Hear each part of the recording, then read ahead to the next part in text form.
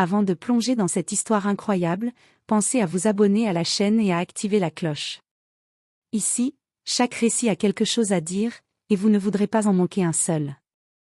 L'aéroport Kennedy était saturé de voyageurs pressés, de valises qui roulaient et d'annonces métalliques qui résonnaient dans l'air. Au milieu de cette agitation, Amara Johnson, une jeune mère noire de 27 ans, avançait prudemment, son bébé endormi contre son épaule. Elle avait économisé pendant 2 ans pour ce voyage, allait présenter son fils à sa famille, qu'elle n'avait pas vu depuis la pandémie. Au comptoir, l'hôtesse Lindsay Carter, réputée pour son sourire mécanique et son impatience dissimulée, tapait nerveusement sur son clavier. Dès qu'Amara se présenta, Lindsay leva les yeux avec un air de dédain si évident que 2 passagers derrière Amara échangèrent un regard gêné. Next. Sa voix claqua dans l'air comme un fouet. Amara s'approcha doucement, son bébé remuant légèrement. Bonjour, je viens enregistrer mon vol pour Atlanta. Lindsay observa Amara de haut en bas, puis fit claquer sa langue. Montrez-moi vos papiers, si vous les avez. La remarque cingla, mais Amara, habituée aux humiliations discrètes, respira calmement. Elle tendit son passeport. Lindsay le prit comme si elle saisissait un objet sale. Ce document est endommagé. Vous ne pouvez pas voyager. Amara sursauta. Le passeport était parfaitement valide. Pardon? Il n'a rien. Madame, vous mentez. Ne faites pas perdre du temps aux gens normaux derrière vous. Le mot normaux résonna comme un coup de tonnerre. Une femme derrière Amara protesta. Votre remarque est déplacée. Le passeport est très bien. Lindsay leva brusquement la main pour la faire taire, mais c'est vers Amara que la colère retomba. Je vous ai dit que vous n'embarquez pas. Et dans un geste soudain, incontrôlé, sa main s'abattit sur la joue d'Amara. Un silence déchira l'aéroport. Le bébé se mit à pleurer. Amara, choquée, sentit ses jambes trembler. À quelques mètres, un homme qui observait la scène, téléphone à la main, fit un mouvement brusque. Son visage vira au blanc. Oh mon Dieu! Je dois appeler, maintenant. Il composa un numéro. À la première sonnerie, quelqu'un décrocha. Monsieur? Vous allez vouloir venir immédiatement au terminal 2. C'est urgent. Très urgent. Quelques secondes plus tard, le visage de Lindsay se décomposa. Elle venait d'agresser la mauvaise personne. Un simple appel venait de faire basculer son destin. Le cri du bébé se répercutait entre les murs de verre du terminal, tandis qu'Amara restait immobile, la joue brûlante, les yeux remplis de larmes et de stupeur. On aurait dit que le temps s'était arrêté. Les passagers alentour ne savaient plus s'ils devaient intervenir, filmer ou simplement comprendre ce qu'ils venaient de voir. L'hôtesse Lindsay, elle, respirait fort, comme si elle réalisait soudain ce qu'elle venait de faire. Son geste avait été impulsif, poussé par une arrogance et un mépris qu'elle dissimulait habituellement sous un faux professionnalisme. Mais cette fois, elle avait franchi une ligne invisible. Vous m'avez frappé, souffla Amara, la voix brisée mais ferme. Autour d'elle, plusieurs voyageurs s'avancèrent. Une femme posa une main réconfortante sur son épaule. Madame, on a tout vu. Vous n'êtes pas en tort. Un homme, furieux, pointa Lindsay du doigt. Vous avez agressé une cliente. Et son bébé. Vous êtes malade ou quoi? Lindsay tenta de garder contenance. Elle m'a provoqué. Elle m'a manqué de respect. Vous ne connaissez pas tout. Mais les regards qui l'entouraient étaient accablants. Un autre passager ajouta. Vous avez menti sur son passeport et vous l'avez humilié. On vous a entendu. Amara voulait répondre, mais sa gorge se serra. Elle tenta seulement de calmer son fils qui pleurait à chaudes larmes, effrayé par la violence de la scène. Elle lui caressa la tête en murmurant. Ça va aller, mon cœur. Maman est là. Pendant ce temps, l'homme qui avait passé l'appel quelques instants plus tôt s'approcha d'elle. Grand, costume impeccable, badges officiels autour du cou. Son expression avait changé, un mélange de colère froide et d'inquiétude sincère. Madame Johnson, demanda-t-il doucement. Amara leva les yeux, surprise. Oui, comment? Il acquiesça. Je vous demande de rester ici. Une équipe arrive. Et, ne vous inquiétez plus pour rien. Plus rien du tout. Lindsay fronça les sourcils. Excusez-moi, qui êtes-vous? Vous n'avez pas le droit d'intervenir dans. L'homme la coupa d'un ton glacial. Je suis Daniel Pierce, directeur des opérations internationales de la compagnie. Et vous venez de commettre une faute extrêmement grave. Lindsay blêmit, recula d'un pas. Directeur? Je. Ne dites rien, répondit-il, la voix tranchante. Ce que vous avez fait a été filmé sous tous les angles. Vous avez non seulement agressé une cliente vulnérable, mais également mis en danger un nourrisson. Le silence se refit lourd. Amara sentit les larmes monter.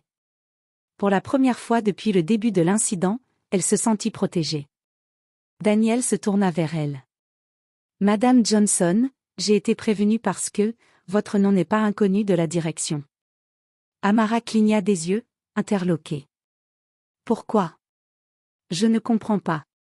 Daniel allait répondre quand, soudain, une équipe de sécurité et 2 cadres supérieurs déboulèrent dans le terminal. Et ce qui arriva ensuite changea le destin de tous. Les portes automatiques s'ouvrirent brutalement et 3 agents de sécurité en uniforme s'avancèrent vers le comptoir, suivis de 2 cadres supérieurs vêtus de tailleurs sombres. L'ambiance du terminal devint électrique, des dizaines de voyageurs observaient, silencieux, comme s'ils assistaient à une scène tirée d'un film. Lindsay, pétrifiée, recula jusqu'à toucher le mur. Elle tenta de garder contenance, mais ses mains tremblaient. L'un des cadres, une femme aux cheveux gris impeccablement tirés en chignon, prit la parole d'une voix glaciale. Où est l'employé qui a agressé la cliente? Tous les regards se tournèrent vers Lindsay. Elle balbutia. Ce n'est pas ce que vous croyez, elle. La cadre leva une main. Silence. Nous avons déjà vu les vidéos. Puis elle ajouta, en s'adressant à Daniel. Monsieur Pierce, merci pour la transmission rapide. Daniel répondit d'un simple hochement de tête, avant de se tourner vers Amara, son visage se radoucissant immédiatement. Madame Johnson, nous sommes profondément désolés. Ce que vous venez de vivre est inacceptable. Amara, intimidée par tant d'attention, serra son bébé contre elle. Je veux juste rentrer chez moi. C'est tout ce que je voulais. La femme au chignon s'approcha d'elle. Vous rentrerez chez vous, et dans les meilleures conditions possibles. En première classe, avec escorte. Mais d'abord, elle posa une main respectueuse sur l'avant-bras d'Amara. Nous souhaitons faire la lumière sur quelque chose. Votre nom a déclenché une alerte interne. Amara fronça les sourcils. Une alerte? Pourquoi? Je n'ai rien fait. Daniel s'agenouilla légèrement pour se mettre à sa hauteur, loin de toute arrogance. Parce que votre mari, Madame Johnson, est le général Marcus Johnson, directeur des forces de sécurité aéroportuaires fédérales. Le silence s'abattit comme une bombe. Plusieurs passagers murmurèrent entre eux. Certains sortirent leur téléphone pour vérifier, d'autres se tournèrent vers Lindsay, stupéfaits. Amara sentit son cœur s'arrêter. Marcus. Vous voulez dire que Marcus a été prévenu? Daniel acquiesça. L'homme que vous avez vu passer un appel tout à l'heure n'a pas contacté la simple direction? Il a contacté le bureau du général lui-même. Lindsay déglutit bruyamment. Elle semblait prête à s'effondrer. Soudain, un agent de sécurité reçut un message radio. Il pâlit.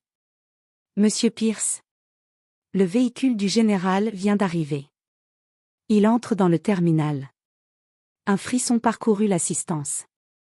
La cadre au chignon souffla. Que Dieu aide cette hôtesse.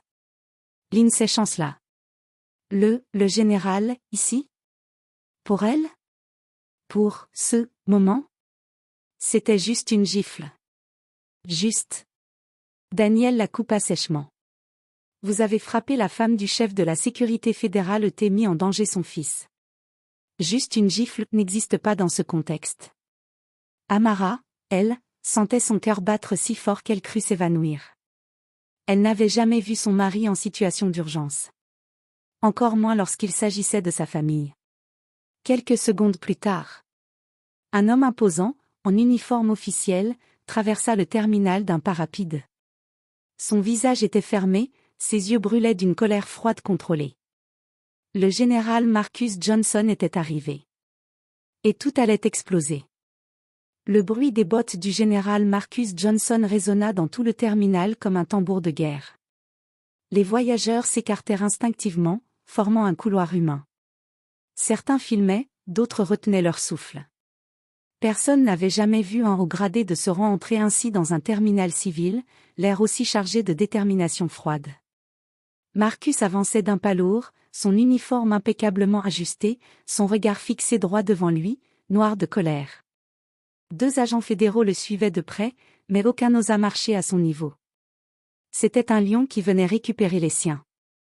Lorsqu'il aperçut Amara, son visage changea. Il se précipita vers elle, oubliant totalement les caméras et les regards autour. « Amara, est-ce que ça va? Il t'a fait mal? Et le bébé ?» La voix du général tremblait.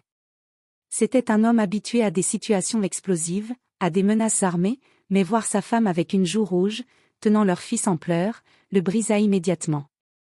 Amara, bouleversée, lâcha enfin toutes les émotions qu'elle retenait depuis le début. Elle se jeta contre lui, éclatant en sanglots. « Marcus, j'ai eu tellement peur. » Il l'enlaça fermement, sa main caressant la tête du bébé qui pleurait encore. Autour, le silence était total. Puis, lentement, Marcus releva la tête. Et son regard tomba sur Lindsay.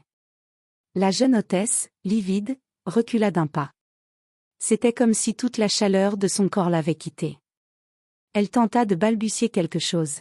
« Général, c'est un malentendu, Il avança d'un pas. Son aura seule suffisait à faire vibrer l'air autour de lui. « Vous avez frappé ma femme. » Chaque mot était posé, froid, précis. Le genre de ton qui a mis des criminels en PLS rien qu'en audition. Lindsay secoua la tête, paniquée. Elle ment. Elle a été agressive. J'ai dû me défendre. Soudain, 3 passagers s'interposèrent entre elle et le général. Général, nous avons tout vu. Elle a menti depuis le début. Et elle a frappé cette dame sans raison. Un 4e leva son téléphone.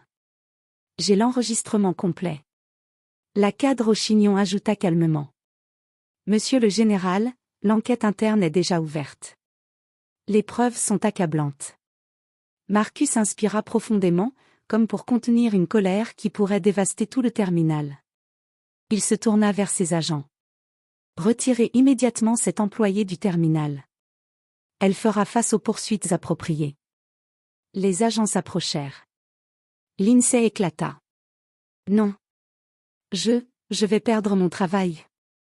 Je ne voulais pas, c'était juste. Ce n'était pas juste, répondit Marcus sans hausser la voix. Vous avez agressé une mère, mis en danger un nourrisson, utilisé des insultes discriminatoires, et abusé de votre position. Vous avez tout perdu le moment où vous avez levé la main. Amara détourna le regard en serrant son bébé. Les agents prirent Lindsay par les bras pour l'escorter. Elle se débattit, hurlant. C'est injuste. Je ne savais pas qui elle était. Le général la fixa une dernière fois. Vous n'avez pas à savoir qui elle est. Vous auriez dû savoir comment se comporte un être humain. Un murmure d'approbation traversa la foule. Lindsay fut emmenée, ses cris résonnant dans le terminal. Le calme revint peu à peu. Le général prit la main de sa femme. « Tu rentres à la maison avec moi. Et plus jamais quelqu'un ne te fera ça.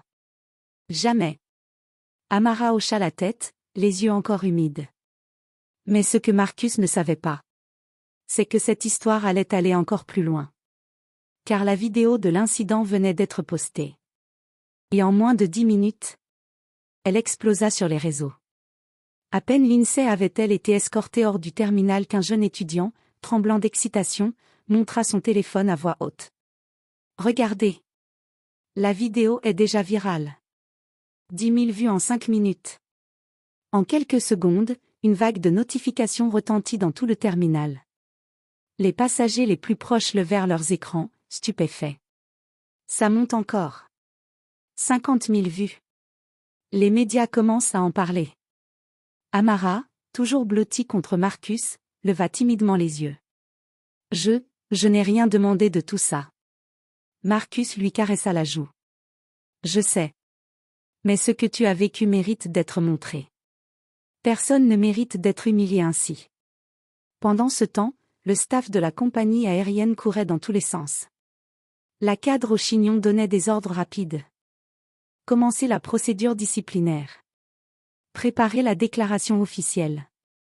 Et annuler immédiatement l'accès système de l'employé Carter. Elle est suspendue à vie. Daniel Pierce, le directeur des opérations, ajouta d'une voix ferme. Et transmettez les images au service juridique. Ils lanceront une poursuite complète. Un agent de sécurité revint près du groupe. Général, les médias sont déjà devant l'aéroport. Ils veulent une déclaration. Marcus ferma les yeux quelques secondes, puis soupira. Je ne ferai aucune déclaration tant que ma femme et mon fils ne seront pas en sécurité à la maison. Il se tourna vers Amara. Tu es prête à partir? L'escorte arrive. Mais avant qu'il puisse bouger, une femme d'âge moyen, passagère témoin, s'avança timidement. Madame Johnson. Je voulais juste vous dire que vous êtes incroyablement courageuse. Ce que vous avez vécu, aucune mère ne devrait le vivre. Amara sentit ses yeux s'embuer encore une fois. Merci, merci du fond du cœur. Un deuxième passager lança. Vous méritez justice. Un troisième ajouta. On est avec vous. Bientôt, une vague d'applaudissements roula dans le terminal. Un soutien spontané, sincère, qui fit vibrer l'air. Amara porta une main à sa bouche, bouleversée. Marcus l'enlaça doucement. Tu vois? Tu n'es pas seul. Les agents ouvrirent alors un passage pour les escorter jusqu'à la sortie VIP. Mais au moment de franchir les portes, un agent accourut, essoufflé. Général. On vient de m'informer que la vidéo a dépassé 1 million de vues. Et le président en personne a demandé un rapport immédiat sur l'incident. Marcus se figea. Le président? Déjà? Oui, monsieur. Et le siège mondial de la compagnie exige la révocation immédiate de l'hôtesse. Il parle même de revoir les politiques de formation. Amara n'en revenait pas. Elle, une simple mère venue prendre un vol pour Atlanta, était au centre d'un tsunami médiatique. Marcus posa une main protectrice dans son dos.